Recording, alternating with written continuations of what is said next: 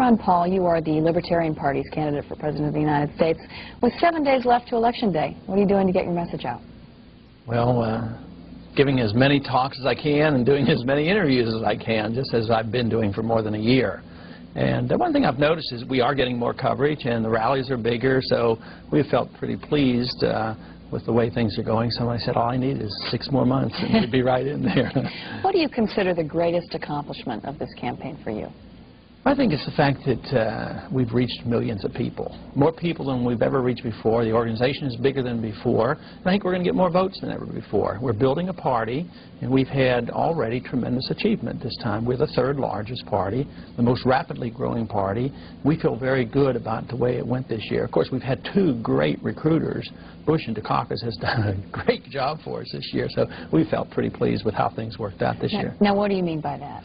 Well, people are, are turned off. I mean, the polls every day come out about, each time they did a debate, there were more people who were unhappy with the other 2 candidates. I mean, the New York Times not too long ago reported that 62% of the people weren't satisfied with their choices. And the statistics show that not too many people are going to go out and vote. It's just too bad that if we could get the proper exposure or had any kind of competition with money, when you realize the other 2 parties get $100 million of taxpayers' money, it's pretty rough overcoming those obstacles. But this certainly would be the year when the people hear our message. They're very pleased with it. I'm totally convinced that our message would be received in an equal fashion with the other 2 parties if we would have had the same amount of exposure and money. So when the voters walk into the voting booth next Tuesday, will they see your name on the ballot? They will in just about every state. We've missed it on 3 states. In those states they can write in the name, but we're on 47 state ballots as well as the District of Columbia.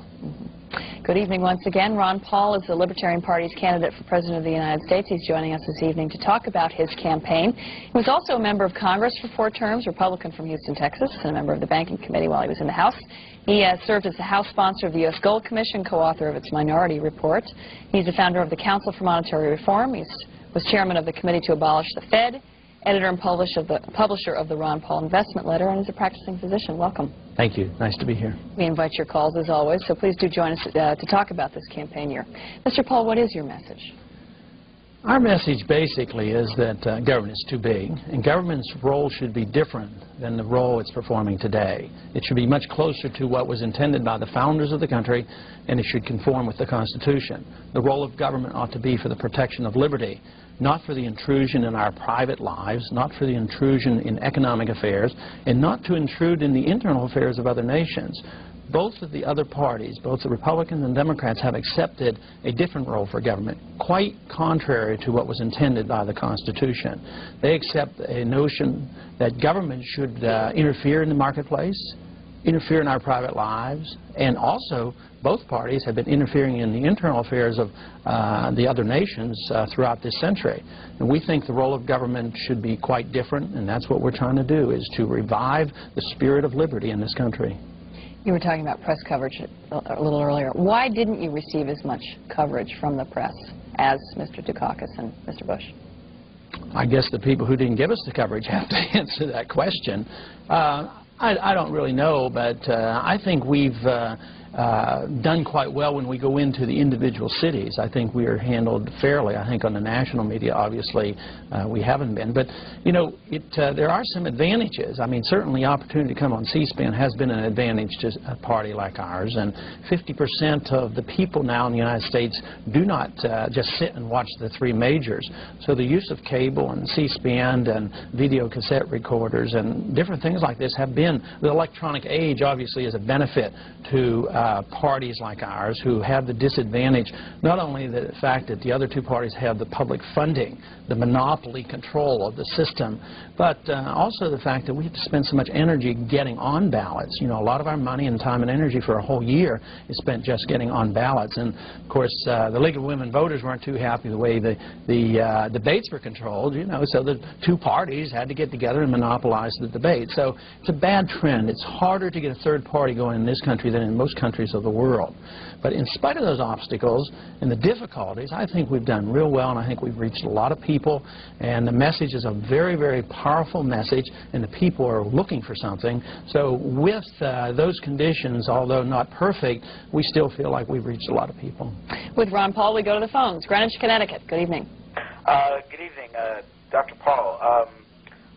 First I have a question. I was wondering, I plan to vote for you, but I was wondering how the Libertarian Party is coordinating its efforts toward, Senate candidates, particularly in Connecticut. I guess I'm probably going to be voting for Howard Grayson because I don't like Lowell Weicker or Joe Lieberman.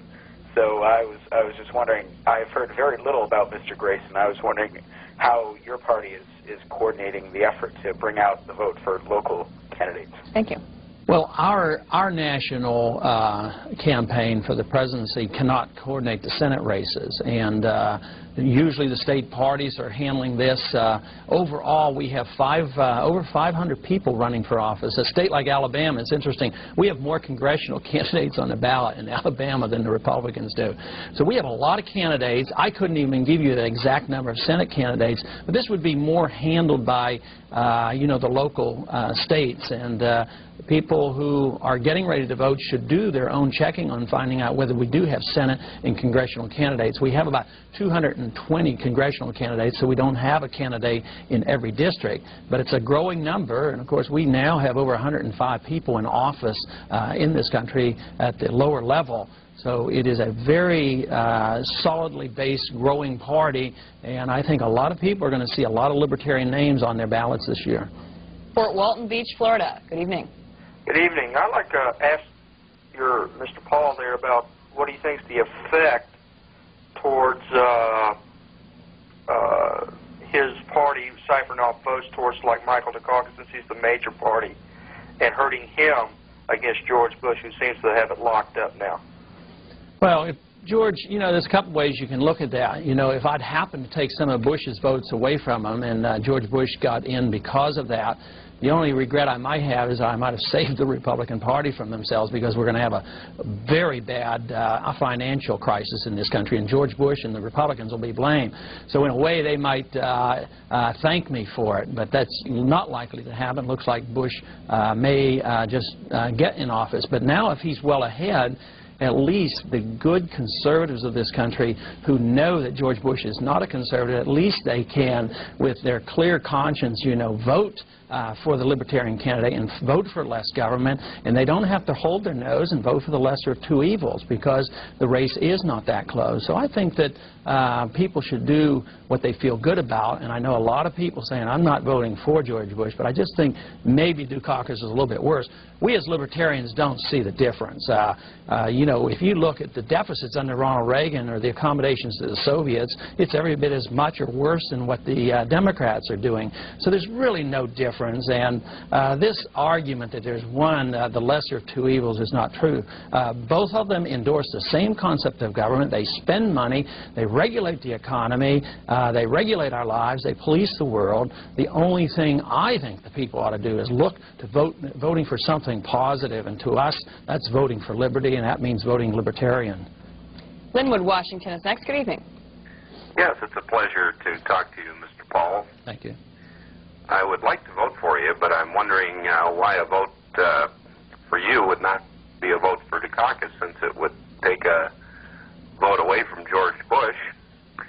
And I think Bush may be the lesser of two evils there, and that's why I would be choosing him, although I don't think he's a true conservative.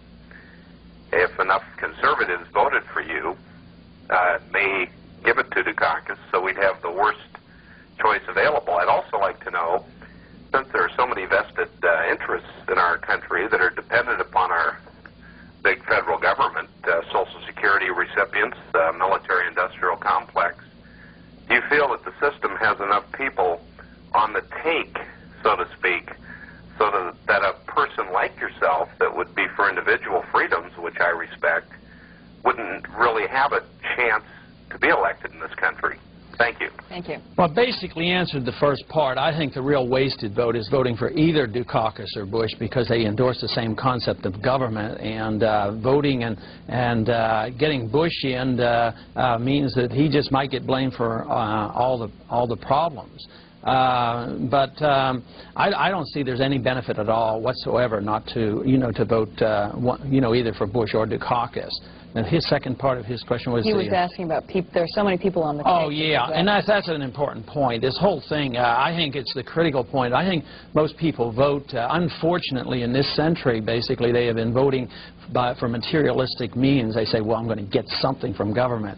And most of the welfare, goes to the wealthy, not to the poor. The poor get thrown a few crumbs, but they're always looking for something. They're not voting for a principle, and the majority of the American people are getting something off government. So we would like to argue that on moral principle they shouldn't do it. We'd like to argue that constitutionally it's not authorized. We'd like to argue that welfare systems and warfare systems really never work, they backfire. But the reason why we are now being considered so seriously is the economic conditions are different. The American people are starting to wake up and realize that they can't make these promises anymore because of economic law. The country's broke, the dollar is weak, we've consumed our wealth, we've borrowed to the hilt. So when the other two candidates gets on the air and they say, hey, don't worry about Social Security, Medicare will give you this, more socialized medicine, more tanks, more military, well, the American people look at it and they just don't believe it because of economic law, because they know we're broke and the deficits are so high. They tell you the deficit's $155 billion a year, but if you look at it, the national debt, because they borrow from all the Social Security and other trust funds, the national debt went up last year $238 billion. So that's the reason they'll have to quit the handout business, and they'll have to look to us because we talk about the principles that allow us to produce. The other two parties only talk about how you hand out the loot. Chicago, Illinois. Good evening. Good evening, Ms. Collins. Good evening, Dr. Paul. I don't have a question so much as a comment. I've been a registered Libertarian for 8 years and hope to be for the rest of my life.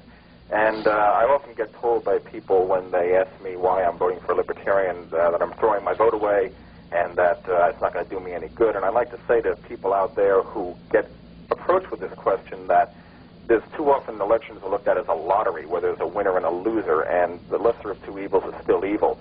And I always feel extremely good when I leave a voting booth after voting Libertarian because I feel I've actually done something to make a statement.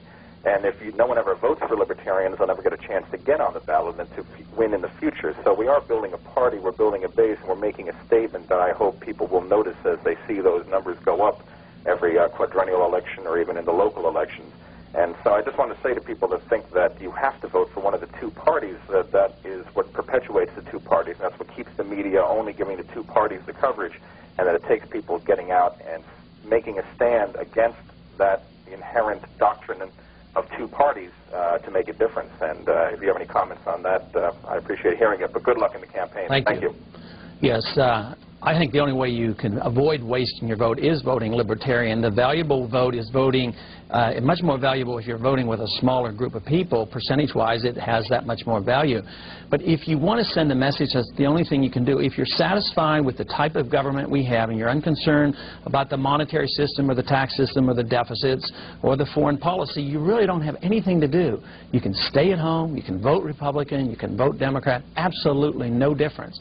But if you want your vote to really count, if you want to send a message to Washington and say you're sick and tired of it all, and that you'd like to vote for something for once, and you don't want to just hold your nose and vote for the lesser of evil, then you vote Libertarian, vote for a principle, and that vote will count. You know, for us to get between 5 and 10% of the vote is going to be a wonderful message to this country. They'll know that we're here to stay. We've been around for 17 years, and we are going to be a major force in the 1990s, and this is the year to prove it.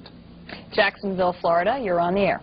Yes, Mr. Paul, I've read a lot of your books before in the past, on especially the job you've done with the Federal Reserve System. You're one of the very few people I ever found out to tell the truth about it. That book, A Primer on Money, which happened to have got lost and many people didn't get to read it, I think was a fine job and very truthful. It's a shame the news media, CBS, ABC, and NBC won't give you or your party any kind of coverage. But I'm thinking seriously of voting for either you or George Bush, and I'm glad C-SPAN at least let you on. I wish you'd come out harder on the Federal Reserve, because it is going to take us to a big licking in the early 1990s. Thank you. Thank you. Well, you've given me the opportunity. We campaign pretty hard against the Federal Reserve because money is one half of every transaction. Therefore, anybody who can manipulate money can manipulate the entire economy. And you and I can't counterfeit, or if we counterfeited the money, we'd go to jail, rightfully, because we would be committing fraud. But it's amazing to me that we delivered to the politicians and to the bankers through Congress and the Federal Reserve System the right to commit fraud, to counterfeit the money, to create money and credit out of thin air. But it was necessary for this to happen to perpetuate big government.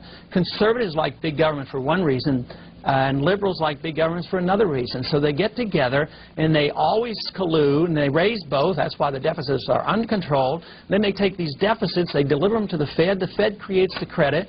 The interest rates go up. The inflation rate goes up.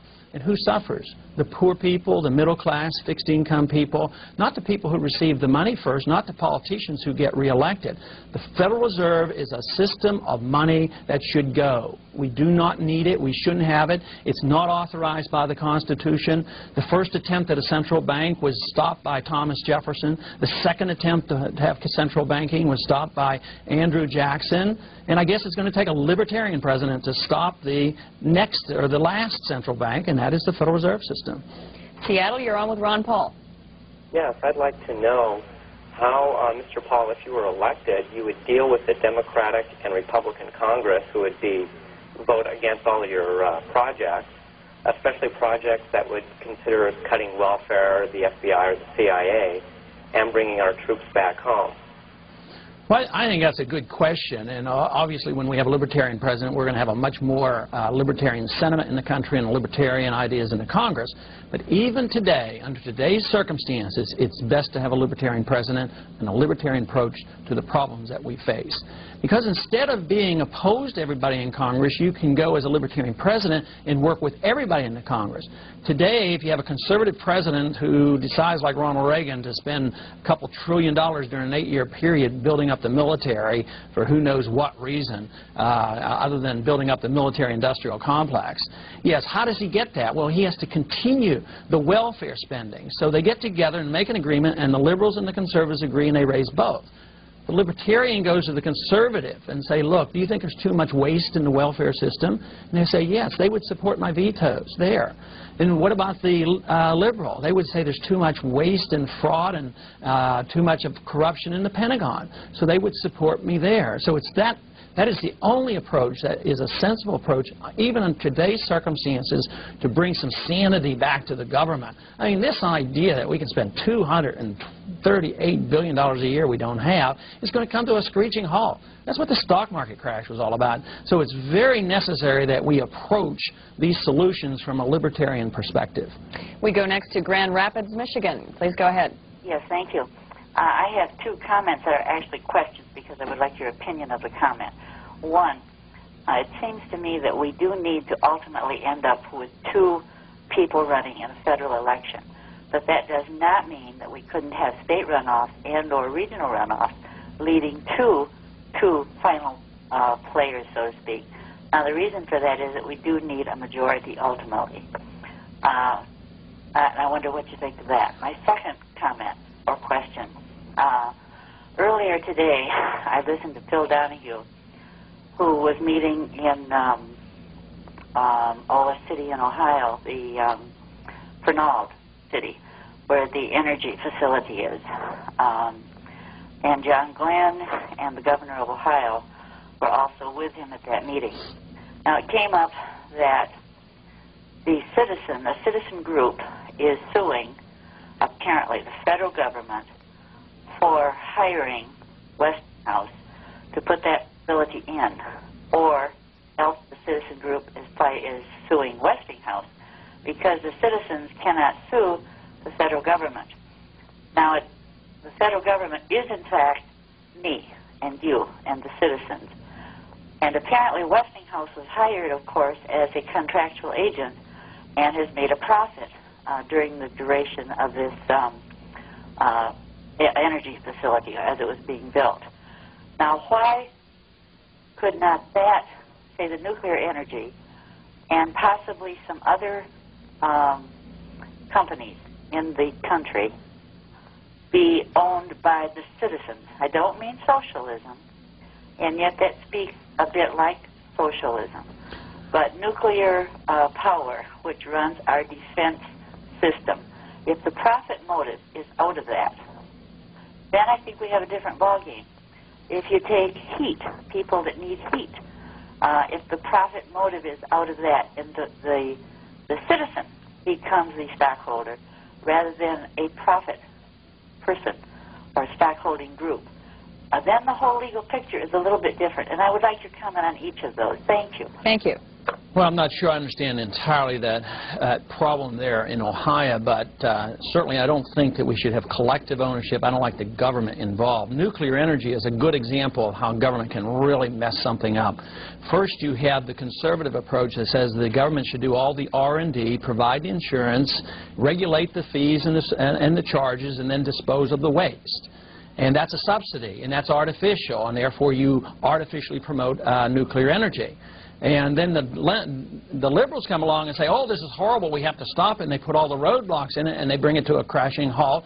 And therefore, we spend tens of billions of dollars on nuclear energy, and we still don't know whether it's safe and efficient. And we don't want the government involved in those things. We want it done by private ownership. So, and we like profit motives. Profits help tell us whether these things are feasible or not. If nuclear power is dangerous, there won't be any insurance and they won't be able to function. So this would sort things out much more so than political lobbying. We don't want the Jane Fondas of the world or some big business who's going to make a lot of money because of special subsidies. We don't want them controlling the law. We want the marketplace to control it. The profit motive would help sort this out.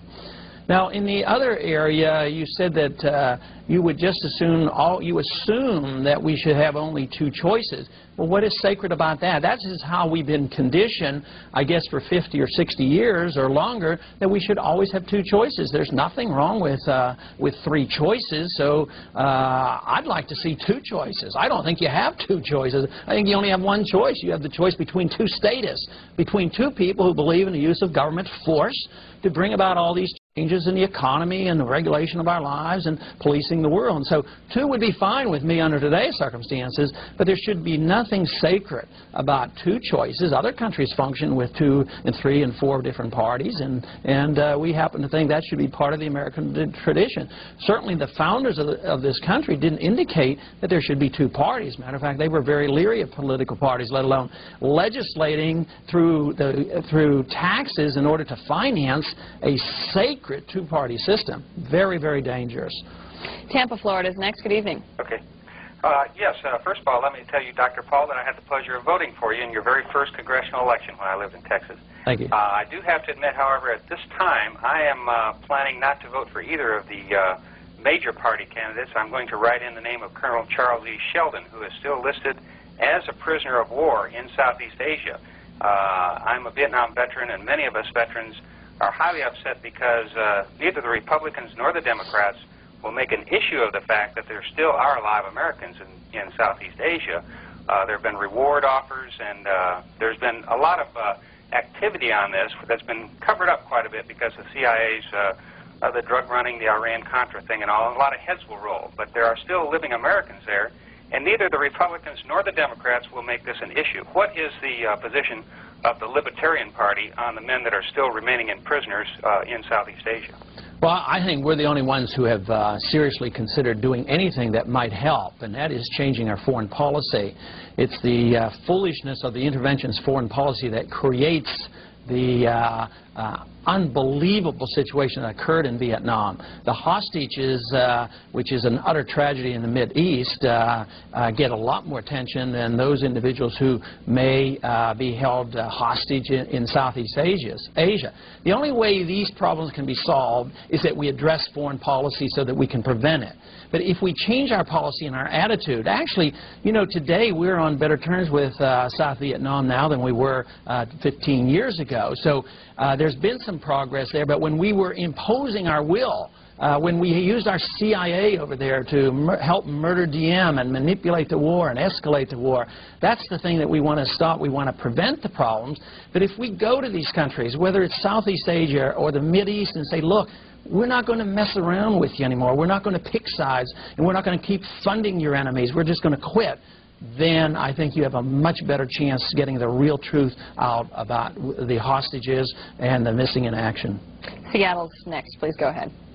Hi, what are your future political ambitions, Congressman Paul? Are you going to run again as a congressman or again as a president in 1992? Well, I have to wait till November 8th to find out what the results are, and then I have to make a decision. No, I haven't made any long-term decisions. I'm obviously very intense about these issues and about this philosophy and about the party.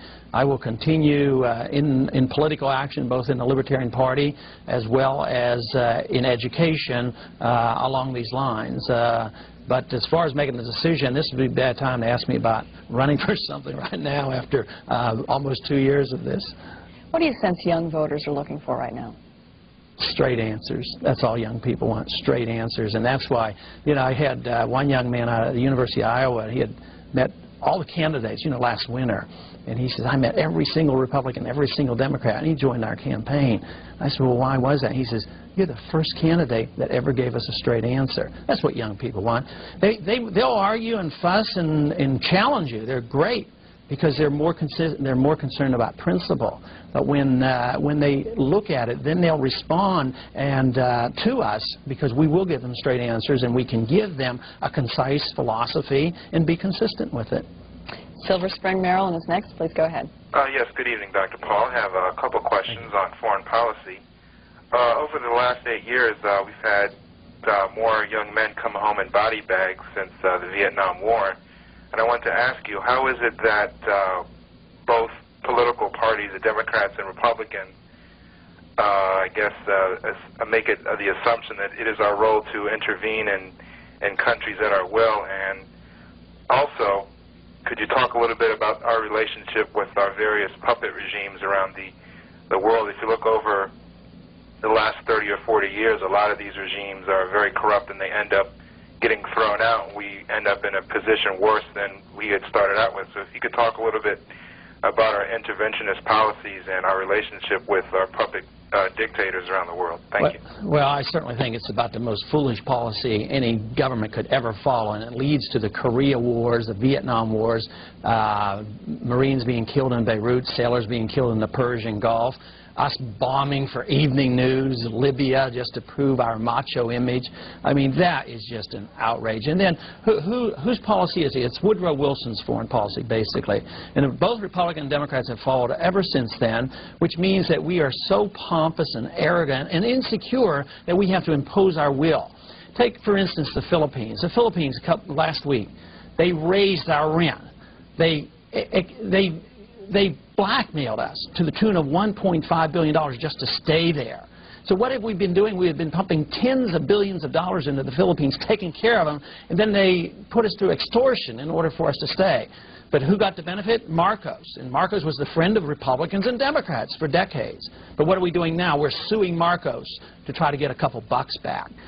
Whether it's Marcos or Batista in Cuba or a puppet regime under Somoza in Nicaragua, or whether it's the Shah, it leads to trouble. We shouldn't do it because it's morally wrong. We shouldn't do it because it's not authorized in our Constitution to meddle. And we shouldn't do it because it always backfires on us.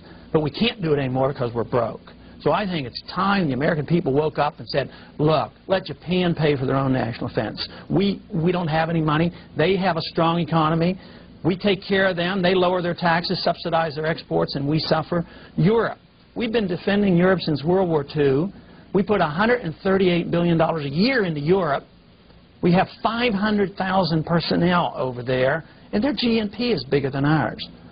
And we don't have more security because of it. I feel less secure when they kill Marines in Beirut and we send our navies into the Persian Gulf, or we talk about what we do with the CIA, whether it's the Bay of Pigs or South Vietnam or Nicaragua. The CIA has no business doing this.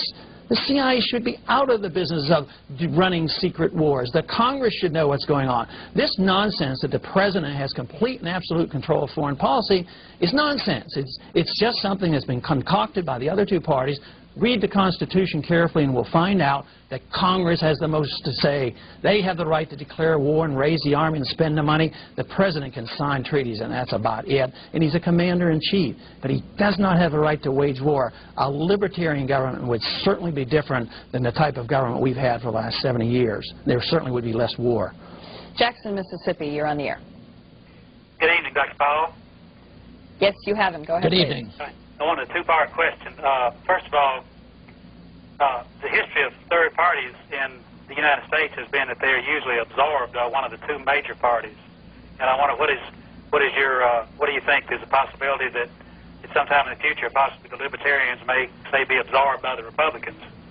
And also then secondly, you were a Republican up until last year, and I'm wondering exactly why you decided it was time to leave the Republican Party, and if maybe you don't think you should have hung in there a little bit longer and maybe tried to get your views across and change the Republican Party.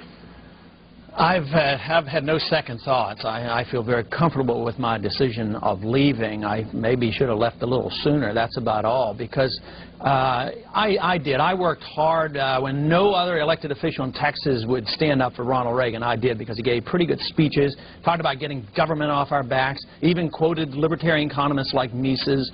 So I was encouraged that something would be done, but it was only... I quit after 6 years of Reagan. I could have quit 6 days after him, because very early in the administration I knew it was going to continue. The spending continued.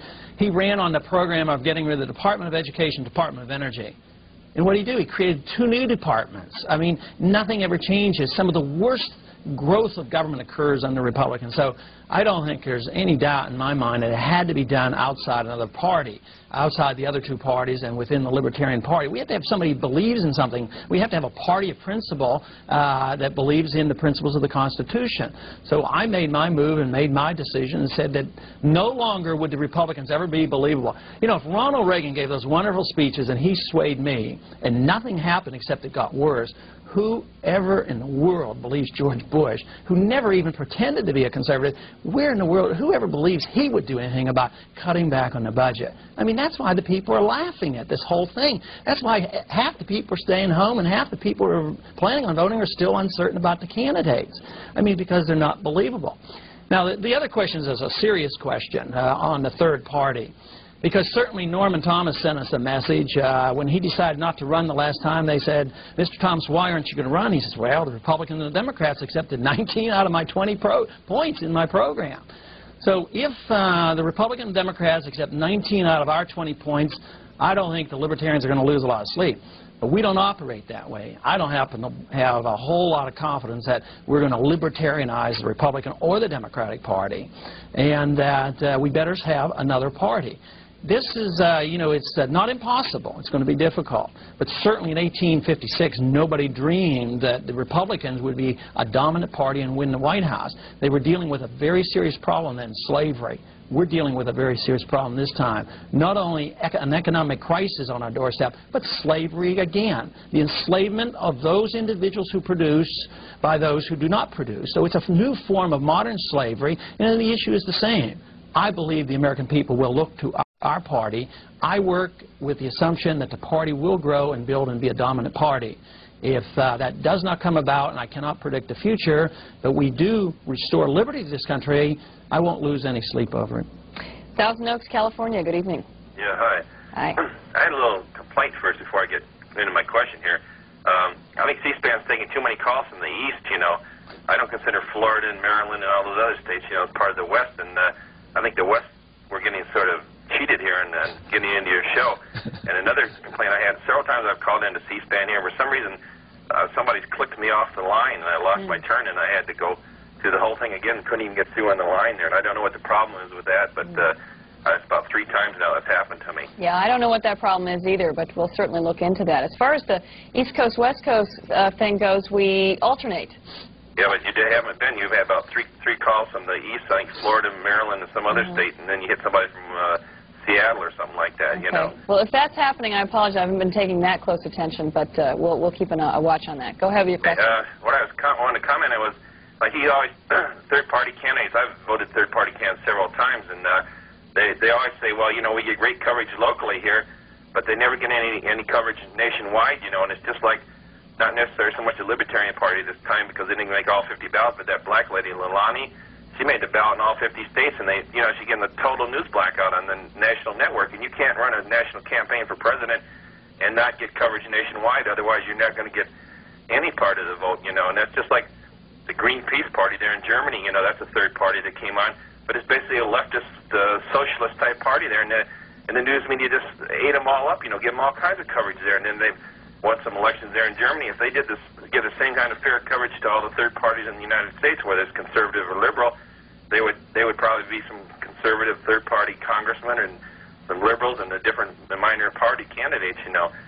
And the question I had for Ron Paul was, the only thing I don't like about the Libertarian Party is that I've been to several of your meetings and I've raised this point, is the fact that, you know, you seem to be for open immigration and stuff. And I live in California and I see what, and I mean, you know, I'm not just picking on the Mexicans out here. I mean, we got people from India and every place else in the third world coming across here. And down the border of San Diego, they've been catching more people from Eastern Europe coming across the border down there than they have Mexicans lately, you know. And I think that's going to destroy the country. And the second point I don't like about the Libertarian Party is I think you guys are sort of naive on your world policies.